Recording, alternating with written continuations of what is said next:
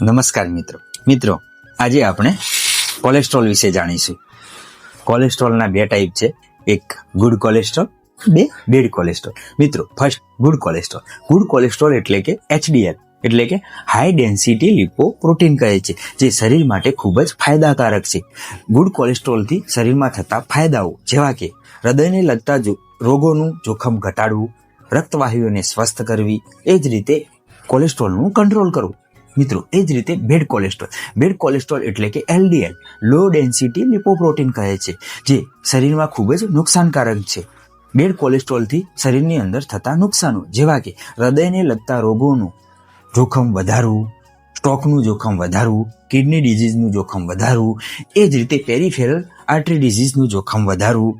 મિત્રો, good cholesterol અને bed કોલેસ્ટ્રોલને નિયંત્રણ કરવા માટેના ઉપાયો એટલે કે ગુડ કોલેસ્ટ્રોલને વધારવા અને બેડ કોલેસ્ટ્રોલને ઘટાડવા માટેના ઉપાયો: નિયમિત પ્રમાણે વ્યાયામ કરવું, કસરત કરવી, એક્સરસાઇઝ કરવી, સ્વસ્થ આહાર લેવો, ધૂમપાન કરતા હોય તો બંધ કરવું, જો વજન વધારે હોય તો વજન ઘટાડવું. મિત્રો, કોલેસ્ટ્રોલને કંટ્રોલ કરવા માટેના ઘરેલું ઉપાય વિશે આપણે નેક્સ્ટ વિડીયોમાં જોઈશું. અસ્તુ.